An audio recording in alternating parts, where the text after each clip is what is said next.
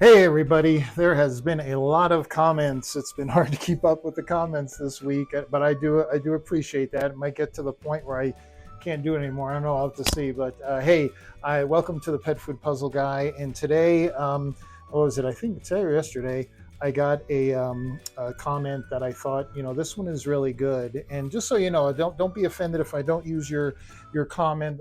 They're all great, and some of them are really informational. I guess what I'm trying to do is the ones that encourage dialogue, because it's stuff that people believe out there, they're hearing. It gives me an opportunity to clarify, because I realize there's so many new people coming in that a lot of them don't know who I am, what I've done for 34 years, my position on stuff. They haven't watched any of the videos, so I understand there's always new people coming in. So I do appreciate that. I guess I would just say, if you're new, check out at least 2 or 3 different videos to kind of get a feel for where we're coming from. We call ourselves the Nutrition Mission, and we just love our animals, and we're trying to do our best. And so this is one of those commenting on the comments. That maybe that should be the the title of it. But anyway, let's go ahead, and I want to read it to you, and then we'll break it down. Okay, so let's get started.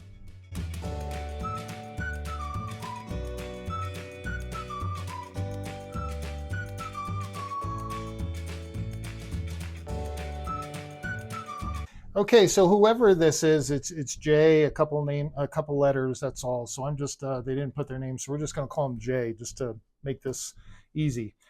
So this is what Jay has to say. I find it ridiculous to analyze a dog food without also analyzing its ingredients. They are equally important and combined to give you the true story. Anything less is not a true and honest review. I can add vitamins, minerals, fiber, etc. to a cube of sugar, and it would be the same nutrient profile as an apple. Not rocket science to know which is better. Protein from plants is not the same as from meat. Named meat is not the same as meat or byproduct meal. It's what's also contained that analysis charts don't show. So guys like this puzzle guy and Dr. Ray, so he's including Dr. Ray. I'm just going to say he, okay, just to be easy here. Dr. Ray are completely misleading people because they refuse to look at the whole picture. They are misguided. Just like politics, people get extreme on either side, from raw only to nutrient profile only rhetorics. So be wary, people. Okay, so I thought that was very well written, and it touches on a couple things that are definitely worth looking at. Okay, here's another one. This is from Peter. Peter puts a lot of comments in, a lot of great stuff, does a lot of research, so I appreciate that. And I just want to add what he said, then we'll go back and kind of look at both of these, okay? I do have to comment here that the mineral levels are not just a result of meat protein or its quality. Hills achieves the lower mineral percentage by including more refined grains such as wheat and corn to counteract the protein, or to add to the protein. That's why Hills has almost 50 to 60% carbs in their products. These other brands have 35 to 45% carbs. The higher protein levels, whether meat, poultry, or fish, and byproduct meals, will result consistently in higher mineral content. So it's fair to say that it's a compromise between foods. Do you want more animal protein, plant protein, or balance? I guess he means mineral balance there. So kind of interesting, and I really want to comment on both, because they really bring out a lot of good points. So let me go ahead and try to do this real quick and go through. So in the spirit of trying not to be a pet food extremist on one end or the other, trying to just be logical here, I want to address some of the points that Jay brought up. You can't analyze a food without looking at the ingredients. If you just look at the nutrients, it doesn't tell the whole story. I guess I'm trying to be a unifier here. Okay, that seems to be the spirit these days, so I'll try here as well. I guess in a way that's not a wrong statement. Okay, bottom line, what's going to affect your pet's health the most is the nutrients delivered. I say that a lot. And of course, the ingredients are important because the ingredients are what's going to deliver the nutrients. So it really comes down to, is the manufacturer just picking ingredients that sound good and ignoring the nutrient delivery, or are they picking ingredients that give optimum nutrients, but they're not going to play this game of trying to find the most attractive ingredients? So there's be a wide variety and combination. So I'm gonna go ahead and say maybe that's true. Maybe I should. And people will accuse me of, oh, ingredients don't. Glenn says ingredients don't matter. It's just nutrients, and of course that's not right. The ingredients are very important. They deliver the nutrients. But bottom line, I look at the nutrients, and Jay mentions Dr. Ray, that Dr. Ray and I are misleading people because we just tell people look at the nutrients, don't look at the ingredients. And I don't want to put Dr. Ray's put words in her mouth, and she can defend herself fine. So I'm sure she'll have a comment on this when she gets around to watching it.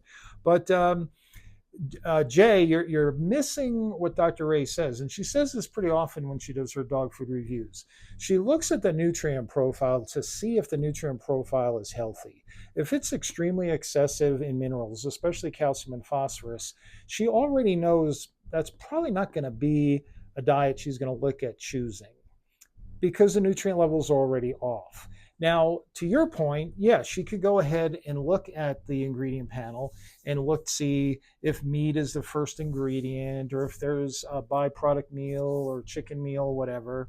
But if the nutrient levels are off and you're giving excessive levels of calcium and phosphorus, it shows that the company is not very interested in quality. So I think you're right. If you blindly just look at nutrients and don't look at the ingredients, I could see what you're saying. And Hills, you use the apple with it. That's kind of interesting. Vitamins, fiber, and putting on a cube of sugar. Is it just like an apple? Hills used to have a poster years ago in the veterinary offices that showed crankcase oil, shoe leather, and a few other things. And sure enough, you could take that and make a guaranteed analysis. And the point was, ingredients have to be good bioavailable ingredients in order to deliver the nutrients. So your thinking is quite right. I can't argue with your thinking, but you're saying look at the ingredient panel. What you have to understand when you look at the ingredient panel, I'm trying to think, you said plant and meat protein are not the same. Absolutely, they're not the same. The amino acid profile in different plants versus different meats is totally different. Anybody making pet food understands that. Now, you could say there's food companies that combine meat and plant protein, like Hills, Royal Canin, Purina, and there's others like Origin or some others that just use mainly meat. The problem you run into if you're just going to look at that ingredient panel is you're believing what you're seeing. And the problem is AAFCO and NRC and the industry make sure that those definitions of those ingredients you're looking at, you mentioned, what was it? Named meat is better than meat. Well, okay, if you want to really know what the meat is versus, poultry versus chicken, whatever, okay, I'm more interested. Did it deliver the amino acids? Is it a high quality meat? But I'm okay with it. They should name it. That's fine. I'm good with that. Byproduct meal or chicken meal, really good examples of, okay, there it is on the ingredient panel. You have no idea what it is. You really don't. That byproduct meal could be nothing but garbage and junk and beaks and all kinds of stuff, or it could be human grade organ meat and it's listed as byproducts or byproduct meal. Same way with chicken meal. Chicken meal could be a much higher quality, pure meat source. Of course, it's been dried into a powder than fresh chicken that's actually almost 4D meat. It just says chicken or it just says chicken meal. So I understand you're looking at the ingredient panel to try to balance, look at the ingredients, if the protein level is such, and I see that there's a few meat sources and a few plant sources. You're right. That tells you the whole story, that their protein is made of both meat and plant proteins. Did they do a good enough job to deliver all the amino acids your dog needs? Good luck trying to figure that out. Okay. A lot of this comes down to just trusting the history of the company and what they've produced and their record. But if you're looking at it to judge, I look at the ingredient panel to check out the quality of the ingredients, you're going to get burned every time. Okay. So what does Dr. Ray say? And again, she says that I don't say it as well. But if I look at the nutrient levels and they're really good, they're controlled calcium and phosphorus levels, the ratios are good, everything else looks really great. It's a life stage food. Sure, I think it's worth looking at the ingredient panel to see, oh, is this company using mostly meat? Are they using meat and plant protein? There's just so many ingredients, though, that I see pretty much in all the different foods. But with all the experience I have, everything I know, when I look at that ingredient panel, I know absolutely nothing about the quality of those ingredients until I look at the nutrient levels. And somebody just asked me, remind me again, why does the meat source deliver minerals? Well, because the minerals are in the meat source. And if you have a meat source, I don't care call it whatever you want, meal, byproducts, fresh meat, whatever. If it's really high in minerals, it shows there's bone, hair, hoof, feathers, chicken lips, beaks, garbage, dirt, whatever in that meat source. It means it's a cheaper meat source, and it also means it's very unhealthy for your pet. And it tells you that food companies not spending good money on meat sources. Now, Peter had a good point. Well, Hills is cheap. He doesn't say this, but I'm just playing devil's advocate here. Well, it's easy for Hills to have a better mineral content. When I say better, a more controlled, within the safe ranges and all that kind of stuff. Why? Because they're not just using meat protein. They're combining meat and plant protein. So, plant protein doesn't have all the phosphorus and all the other things that meat has. So it drives those numbers down. They're still using meat, of course, because we need the amino acids in meat. We need the amino acids from corn gluten meal or from soy, whatever. They're combining them to get a excellent amino acid profile. But in a way, yeah, you could say, well, they're cheating because they're using a combination of protein sources. Egg would be another one. Okay. So that's going to naturally keep the mineral content down. That's why they do it. Okay. That's the whole purpose of that. Okay. But the other is too, and Peter points this out and very correctly, the carbohydrate level, because carbs and carbs is such an umbrella term. There's carbs for fiber, there's carbs for protein, there's carbs for fatty acids. I mean, there's lots of different carbs, and they do lots of different things.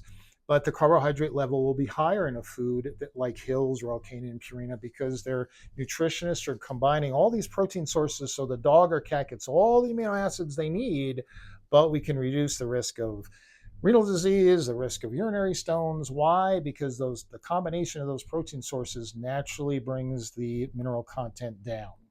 The other is, and it's very true, Hills just has less protein. It's a lot easier to have a controlled mineral content when your protein level is a lot lower than the next guy.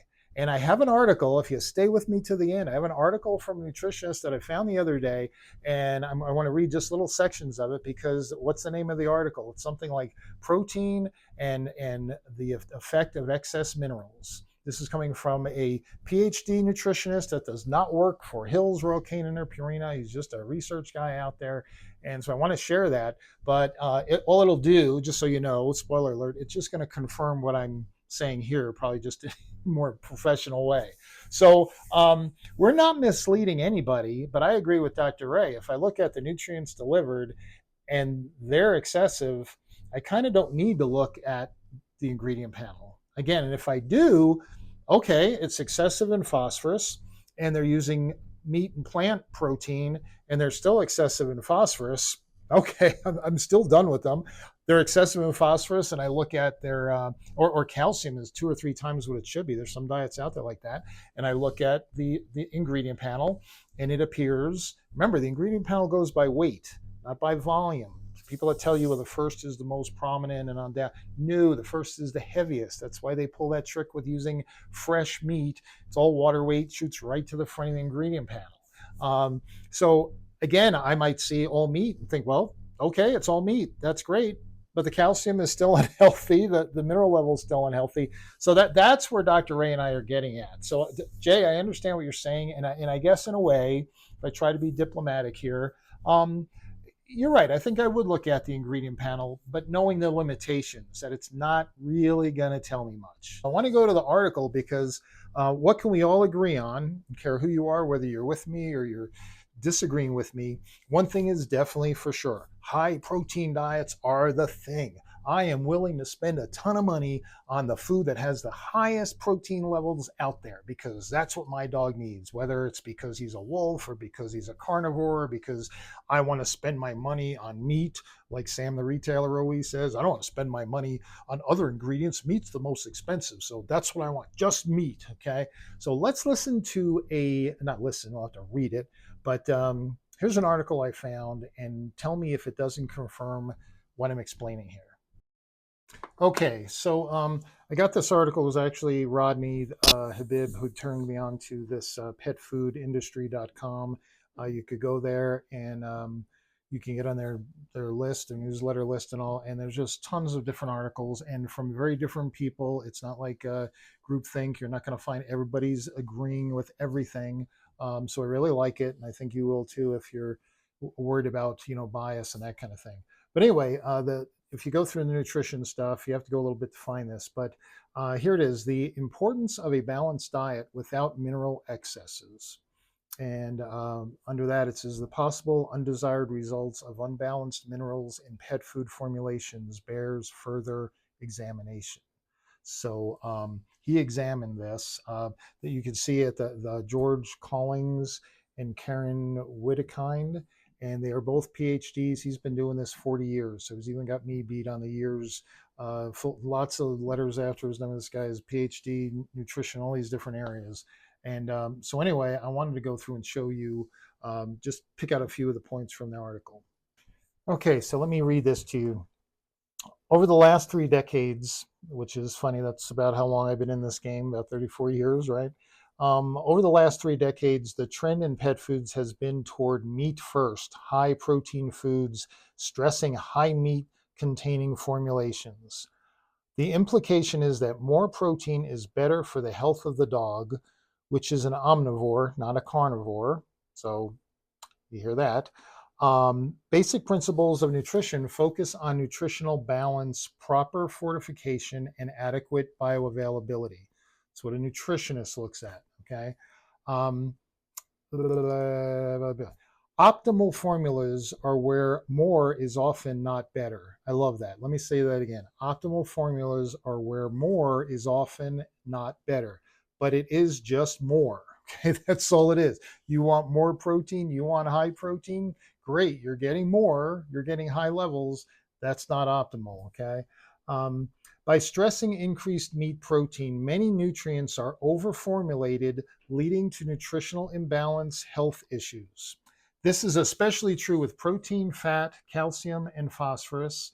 And what do I look at all the time? What does Dr. Ray look at all the time? Protein. She looks at fat. I kind of skipped that one. But calcium and phosphorus, big on our list of what we're looking at, right? Sorry, in general, the higher the inclusion rate of meat products in the pet food, the higher the concentration of calcium, phosphorus, magnesium, and other micro minerals. That's the point. So, Jay, when you're talking about quality of ingredients and meat sources, sure, you can look at that ingredient panel, not telling you a thing. Show me the mineral content. Okay. To Peter's point that, hey, just if you use a combination of plant and meat, sure enough, you are going to bring down that mineral content. That is a good thing. So I'm not going to read the whole article, but let me read a little bit more because it just proves the point. Okay, and we've talked about this before. So is Dr. Ray. So again, I'm not picking on Jay. I just want to have a good conversation because I thought what he said, the concerns he had, was really valid. What are the implications to these higher levels of protein in the diet? Because that's all we hear now: higher protein, more protein. My food has 50% more protein than any other. Blah blah blah blah blah. Is more better? Is more creating imbalance? Elevated concentrations of calcium and phosphorus can have detrimental effects on the bioavailability of trace minerals. The antagonistic effects of calcium and or phosphorus are detrimental for iron, and he cites a couple studies, manganese, again, a couple studies, and especially zinc. Indeed, studies have demonstrated higher zinc requirements in dog foods that had elevated levels of calcium. So if because of their meat sources, their calcium level is really high, they're going to have to raise their zinc level. And there's a study where it showed that growing puppies, If they were fed high levels of calcium, there was a zinc deficiency, even though there was a normal amount of zinc. But if they reduced the calcium level, the puppies with that same amount of zinc did fine. There was no deficiencies. So it shows, and you've seen that chart. I've done that before, showing you the relationship of all the different minerals and how they act on each other. I never thought of it that way. And antagonistic effect, that is pretty true. It's not like the relationship is a good relationship. It's definitely antagonistic. I remember there was a food company, I won't mention it because there's no reason to, but they were turning black coats red, and breeders were going crazy over it. And sure enough, what they found was the calcium level was quite high. This was back in the late 80s. And when they corrected the calcium level, guess what? Now the zinc deficiency went away, and the black coats start being black again. So there's real breeders don't want, if you have a black dog, you don't want them getting shades of red. So there's a real world situation to this research that was being done. So you see the value of that mineral content that nobody out there. Find me another besides Dr. Ray and myself and Dr. Am. I guess I'll include her a little bit. Show me a food company, any food company that has talked to you about vitamins and minerals, especially minerals and the balance of minerals. They'll say our food has all the minerals. We don't even need those nasty synthetic minerals.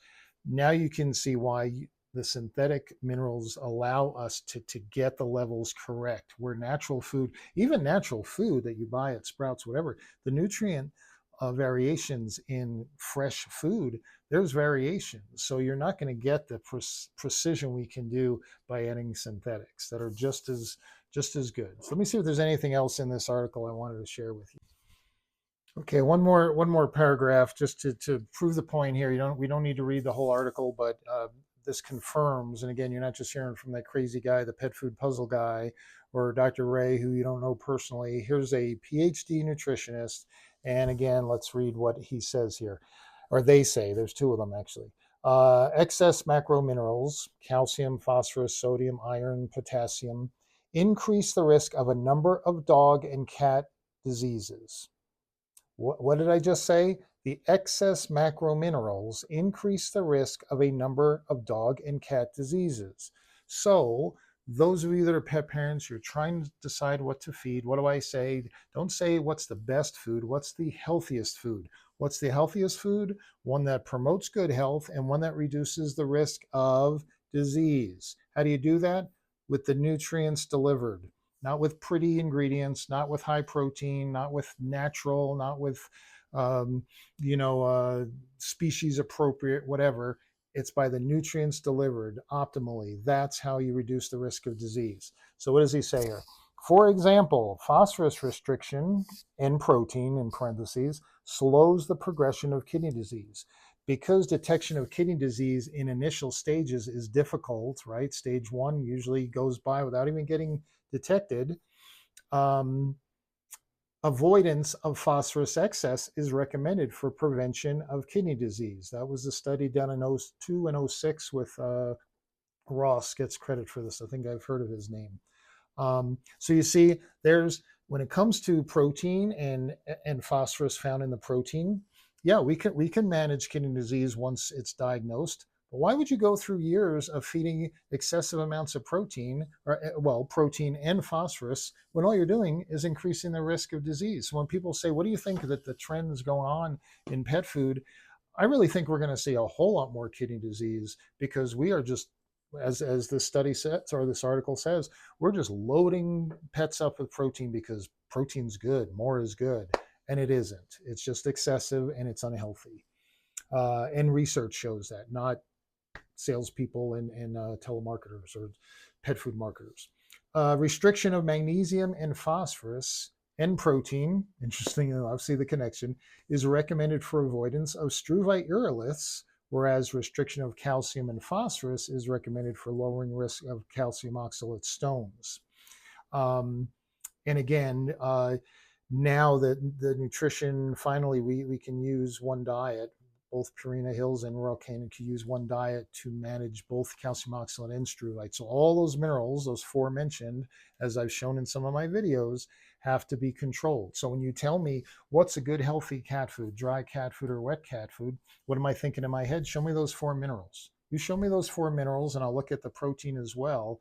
And that's how I'll determine that's a good healthy food. I'm doing exactly what this guy is saying. Okay. Or I keep saying guy, it's guy and gal. Okay, one more and then we're done. Excess of calcium and energy from probably the fat in the diet, together with rapid growth, predisposes large breed puppies to osteochondrosis and hip dysplasia. That's why there is large breed puppy food. What do we do with large breed puppy food? We reduce the calcium, we reduce the energy levels, usually through the fat, so that that rapid growth rate is diminished. It's just healthier for that large breed puppy. Going to get as big as God wants them to be. It's just a slower rate. Okay. And who was studying that years and years ago? It was Hills and Royal Canin.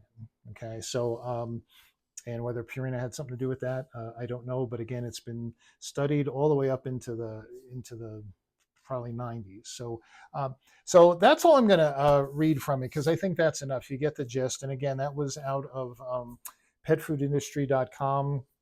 There are a lot of other articles in there. Doesn't mean that I agree with everyone. Doesn't mean that they're all going to agree with each other. Okay, not that I matter, but this just explains just what I keep saying and just what Dr. Ray keeps saying. So we're not misleading, Jay. We're not misleading anybody. We're trying to give you the best information we can.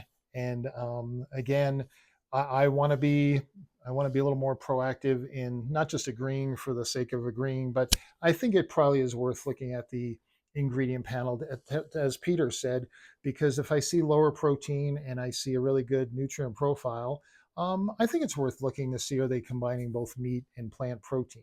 I mean, that's cool. I'm good with that. You might not be and just want to have meat or more meat. Just remember the manipulation of that ingredient panel and the vague definition, right? I wrote back to these folks and told them that they made my day. Let me go ahead and read this. I switched to Hills in November when my dog was diagnosed with kidney disease, even though my vet didn't recommend any diet changes.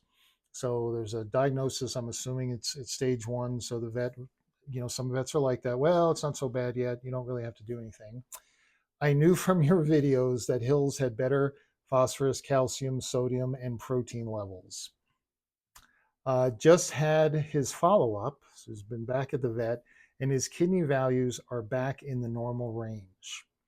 I'm sticking with Hills from now on, and I even switched my cat too. Thank you for your videos, very helpful. There you go. I mean, I've seen it so many times. That's why in 34 years, day in, day out, working with veterinarians with these diets, this was my motivation, this was my reward. And that's the reason when I retired 2 years ago, I just couldn't stop. So that is awesome. It just made my day.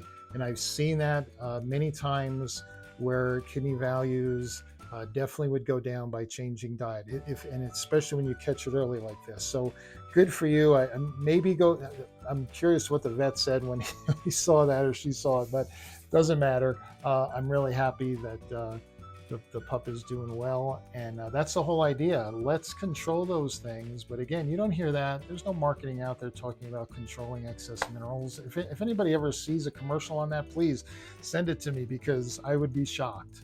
But anyway, there we go. So keep the comments coming. I'm trying to keep up with them. I really am. I know people want me reviewing different foods, and I'm terrible at not getting around to that. But I really do like sharing the content of these comments with you, and I hope you find it helpful. But isn't this a great ending to that whole thing? So Jay, I hope you hear that.